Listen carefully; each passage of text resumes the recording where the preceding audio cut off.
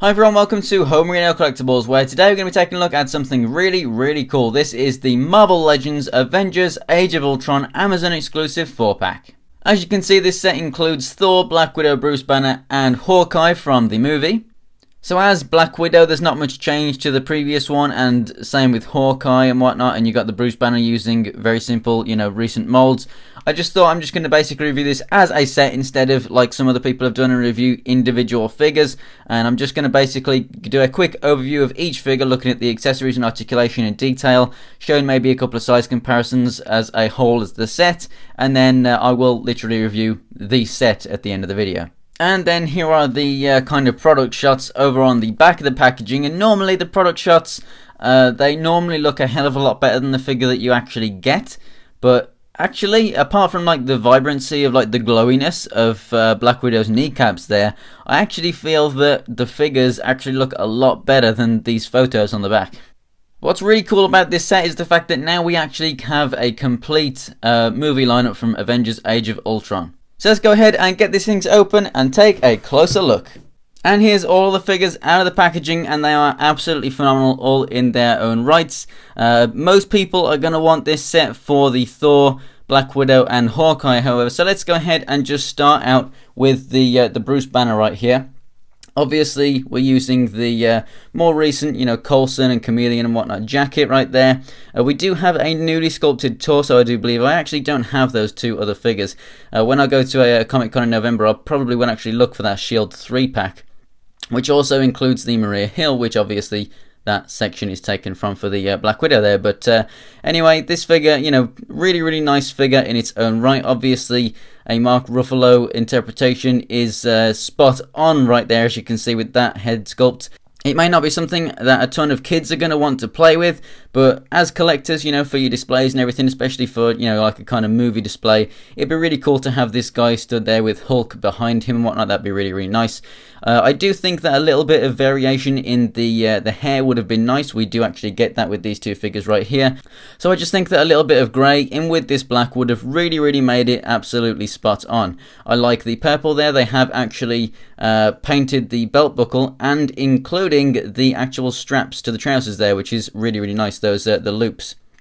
The legs on mine, as you can see, they do warp a little bit. The shoes, they do look really strange, just seeing the joint right there and not having the shoe actually around it. That does give you amazing ankle pivot, but that is just a broken ankle. So I really think that they should really have just gone ahead and molded the rest of the shoe there, because you're not going to need that kind of ankle pivot. I mean, that is literally just a broken ankle. You can't get the legs wide enough to use that much anyway, so I really do think that they should have molded a bit of shoe on that. And definitely they could have just given him slightly smaller trouser legs, because that is quite a lot of material ruffled up at the bottom there. But apart from that, pretty cool figure indeed. So that's the articulation. The head goes up and down. You've got left and right there, and then the shoulders come out this far, which isn't that amazing, but it goes all the way around. Rotation at the upper part of the arm, double jointed elbow, rotation at the wrists that also go in and out. As you can see, he's basically just got a sort of trigger finger looking hand right there, and then a standard gripping hand, so you can obviously give this guy some accessories if you wish. The jacket is nice and soft, as you can see, so it does actually allow him to crunch backwards and forwards. We have a rotation at the waist, the hips come out this far, go forward, back a little bit, rotation at the upper part of the thigh, double jointed knees, and then you've already seen the ankle pivot, and then they also go forward and back. So pretty decent articulation for this guy. Now let's go ahead and look at Hawkeye. I really do like this figure, especially that you can actually, with the awesome arm articulation there, can get that string into those fingers and he can hold it, and that's looking up. You can put the bow down a little bit and you can still hold it and everything. So I really do love the posability options with this guy. I just wish that they gave us a new bow, because this is, oh, there goes Black Widow. I really do wish that we had a newer bow that we could actually put an arrow in.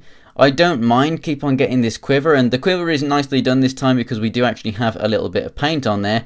It does stick out from his body a little bit, which is a shame, but it doesn't really matter too much. You can obviously take that off if you want, or you can put it on whatever side. In this movie, obviously, we have a left-handed Hawkeye, so it's nice to have a bit of differentiation to other Hawkeye figures that you might have, and just put it, on this side as opposed to being that side, maybe. But yeah, really nice-looking figure. It is basically the exact same figure that we got first time around, except we don't have the painted Avengers logo right here, so it would have been nice if that wasn't there at all, but it doesn't really matter too much. And now we have the new head sculpt that does not have glasses. I definitely think that from the side that is an absolutely fantastic representation of Jeremy Renner, and then from the front I do think that the head just looks a little bit on the wide side, but that's just me. But apart from that, I really do like the sculpt, and the hair is just absolutely spot on. I don't really think it needs a ton of shading in there, so I think that what we have is absolutely fantastic. And coming in for a closer look at the detail, you can see that there's just a ton of sculpting work over here. There's not a single part of this suit that isn't textured. Really awesome looking suit. You got a nice differences between more of like a kind of glossy black and whatnot, and then this kind of matte black grey kind of suit. I just think that it's absolutely spot on. I didn't get it the first time around, and it just really does look absolutely fantastic. I do actually have the older Toy Biz Hawkeye coming in a Marvel Legends unboxing soon that I got from eBay. It actually came with a Sentinel Build-A-Figure and also Series 6 Deadpool, so cannot wait for that. But yeah, so if you want to check that Hawkeye out, then stay tuned. It'll probably be coming next week, so I'll do the unboxing around that time and get to reviews soon after. But I really do think that a new bow is needed. This is what we've been getting recently. I just really think that we need to go back to either a string or even just maybe two bows, one like this that is as it is, and then one maybe with an arrow sculpted in it, and then have good articulation like this so that you can actually make it look like he's drawing that arrow back. I think that would look absolutely fantastic. Maybe a quiver that has a few loose arrows in it, so you could choose from different ones and clip it into the bow or something. A lot like that Toy Biz one. I think that would be fantastic. But as for the articulation for this figure, the head doesn't have a hinge in there. It is just on the ball joint. You don't get much up and down. That does kind of suck, but you get your left and right and a little bit of swivel right there. Shoulders, absolutely awesome. Out to the side and all the way around. And they can come in far enough. As you can see, you've got that kind of V-taper that allows you to actually, allow both hands to hold the bow and everything, which is awesome. Rotation at the upper part of the arm, really nice double jointed elbow right there, and then you get the rotation in the hand, and then this one goes in and out, and then this one actually goes up and down. We have a really awesome diaphragm joint here, so we have the waist kind of swivel up here, and then your crunch is also in this joint too, and as you can see the paintwork does carry on in a little bit there, which is really nice. So you get your crunch, and then you also get really good side to side, so you can have him like leaping and going through the air and everything. Really nice articulation there. Into the legs, which I think that this articulation is something that they need to bring back, because as you saw, this is pretty much what we get on most Marvel Legends nowadays, and the legs can only go that far out. And that's even the same on some like Spider-Man figures and stuff, which really does need to be changed back to something like this, because as you can see, it doesn't really take much away from the look, but you get fantastic articulation. And it isn't a wide joint ball, by the way, it is just a standard two-joint ball. So this is exactly what we need again in Marvel Legends. They need to keep on doing this style joint. I think that I speak for everyone out there that does reviews, that they would much prefer something like this. Rotation there at the thigh, double jointed knee, and then the feet down here we do have an awesome ankle pivot. As you can see, we have the sculpted shoe, and even then, you still get awesome pivots. So yeah, I definitely don't like those shoes on that Bruce Banner figure. And then the feet also go up and down. So again, awesome figure. Would have been awesome to have gotten this guy in maybe the Hulkbuster wave instead of a different figure, and then maybe get a variant with his big winter coat on. That would have been awesome. Would have limited articulation a fair amount, unless they'd have gone with an old Toy Biz style leather jacket like Punisher and whatnot, and Blade. But that just really is not in their budget anymore. We don't get anything like that anymore, which really sucks. But definitely think that this is a fantastic figure, and if you like it, it's a definite reason to go ahead and pick this set up if everything else in this set tickles your fancy. So let's go ahead and take a look at Black Widow, seeing as she was getting a bit bored of standing up over there. We do have basically exactly the same sculpt as this one. As you can see, this one came with interchangeable heads. So I do actually have the other head right here as a bit of a comparison. So the skin tone on this newer one is lighter. We also get the red lipstick instead of the pink, and the green eyes are now gone. I think there might be a little bit of blue in these eyes. I don't think it is just solid black. I'm pretty sure that I can actually see another color in there, but it's really vague. Yeah, you can barely tell. You gotta look really close.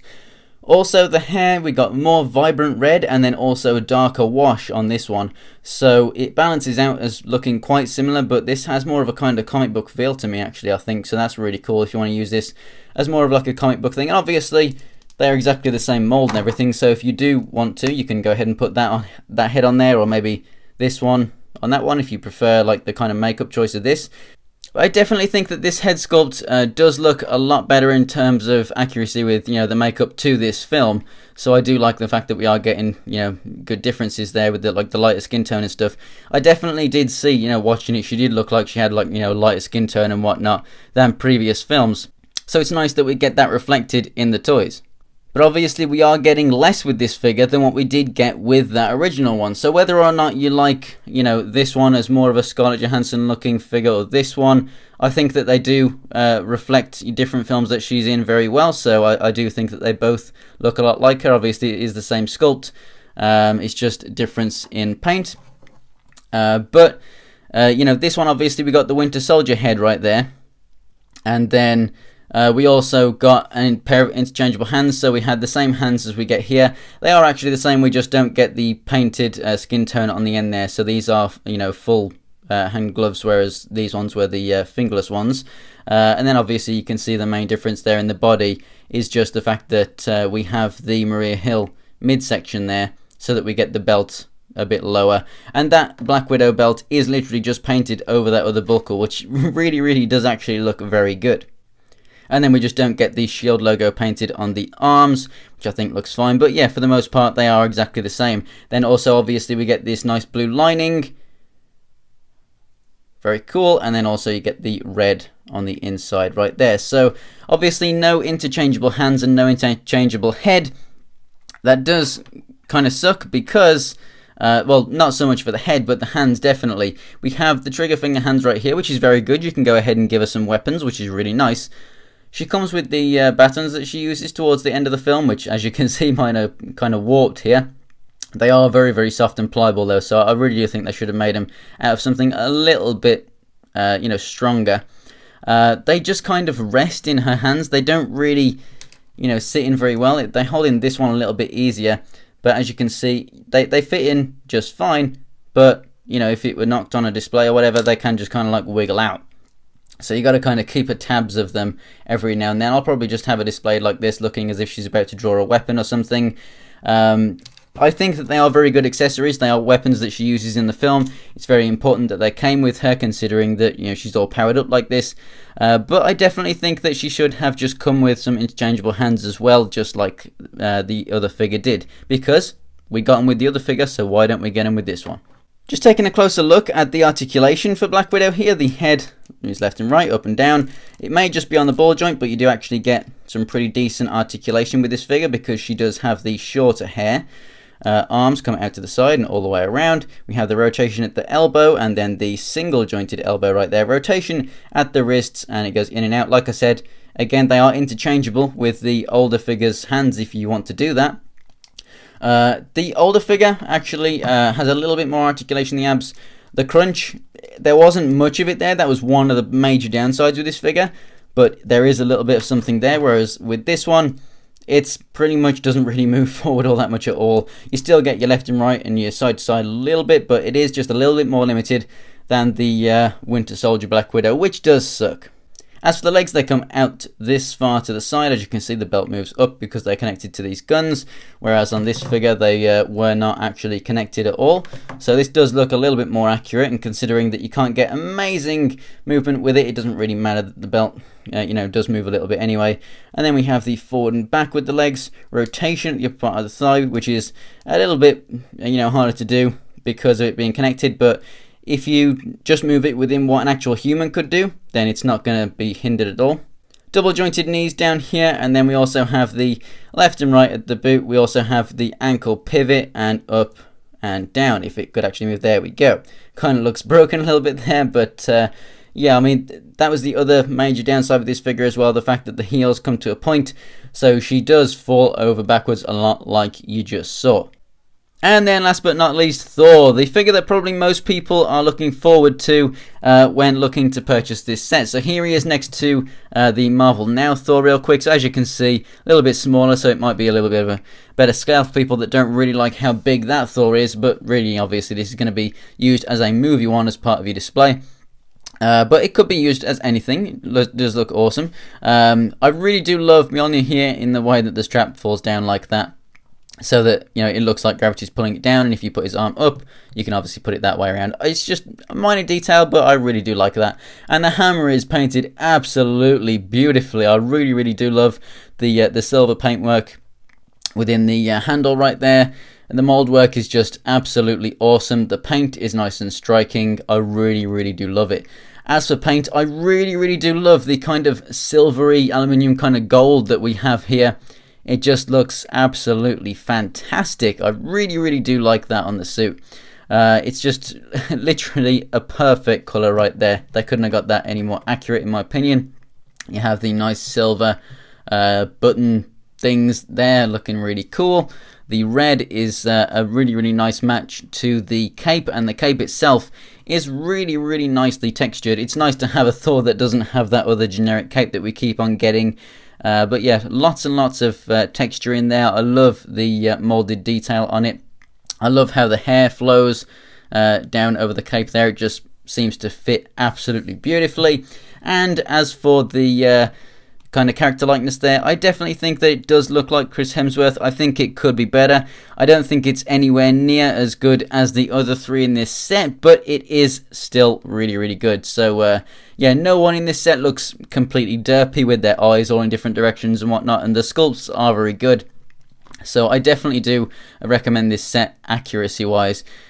Just the detail and everything, I don't like how that kind of gets a bit kind of sloppy up there as opposed to down here. This looks really nice and clean cut and detailed, and then that just kind of isn't.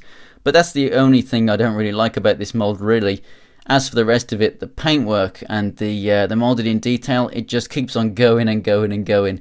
Just like the other figures from this set, barring Mark Ruffalo obviously, because he's just got a normal suit on. These figures are just so awesomely detailed and painted. As for articulation for this guy, just like Hawkeye, there's no hinge in there, so you know you're just gonna get your standard left, right, up, down. That's not really moving all that far, obviously, because his hair is getting in the way a little bit. It is kind of flexible, but there's not really much that you can do with it. The shoulders come out to the side and go all the way around. Rotation at the upper part of the arm. Really nice double jointed elbow right there. Rotation in the hand, and they basically just go up and down on this guy. The rotation here at the diaphragm, just like Hawkeye, is really nice. You get really good side to side again, and also the crunching forward and back is even better than the Hawkeye. Really nice. Now, I do think that this piece should have been a little bit of a more flexible material, just to help the legs, because they could move a little bit further than that, I feel. But other than that, it's pretty damn good, because I can still move forward and just a little bit back. We have rotation in the upper part of the thigh. We have double jointed knee right there, and then the feet go up and down, and we have the ankle pivot.